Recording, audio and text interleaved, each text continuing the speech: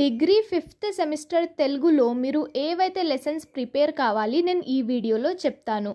5th semester తెలుగులో మీకు 3 units ఉన్నాయి. Unit 1, unit 2, unit 3. ఈ 3 యూనిట్స్లో కలిపి మీకు టోటల్ 15 లెసన్స్ ఉన్నాయి. 15 లెసన్స్ ప్రిపేర్ కావడానికి టైం లేదు. ఇంకా 15 లెసన్స్ ప్రిపేర్ కావడానికి ఛాన్స్ కూడా లేదు, పాసిబిలిటీ లేదు. ఎందుకంటే దీంట్లో ఎలాంటి కథలు, స్టోరీస్ లేవు. దీంట్లో ప్రొసీజర్, రూల్స్, రెగ్యులేషన్స్, లక్షణాలు, మనం ఎలా పద్యాన్ని రెడీ చేయాలి, వ్యాసాన్ని రెడీ చేయాలి, వచన కవిత ఎలా రాస్తారు, అలాంటి ప్రొసీజర్స్ అడిగారు. కథలు లేవు. కథ చదువుకున్నామా, కవి పరిచయం చదువుకున్నామా, ఎగ్జామినేషన్లో ఏదో ఓన్గా రాసామా, అలా కాదు. ఇది మొత్తం మనం గుర్తు చేసుకుని రాసుకోవాల్సి వస్తుంది.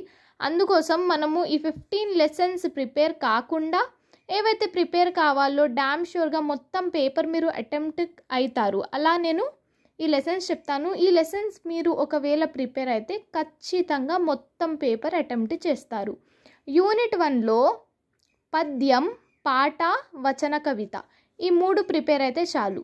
యూనిట్ 2లో వ్యాసం, వ్యాస పరిణామం, వ్యాస రచన పద్ధతులు ఇవి 3 అయితే చాలు. ఈ 2 స్కిప్ చేసేయండి. 4, 5, 9, 10.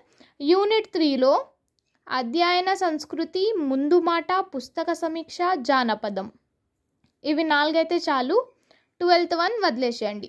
దీంట్లో 4లో కూడా లేదు మేము 4 ప్రిపేర్ కాము, ఒకటే ప్రిపేర్ అవుతామంటే మీరు ఈ 3లో ఏదైనా ఒకటి ఎస్కేప్ చేసేయండి. ఇక్కడ జానపదం వదిలేస్తే కూడా పుస్తక సమీక్ష, ముందు మాట, అధ్యయన సంస్కృతి మీరు ప్రిపేర్ కావాలి. ఖచ్చితంగా 3 అయితే ప్రిపేర్ కావాలి.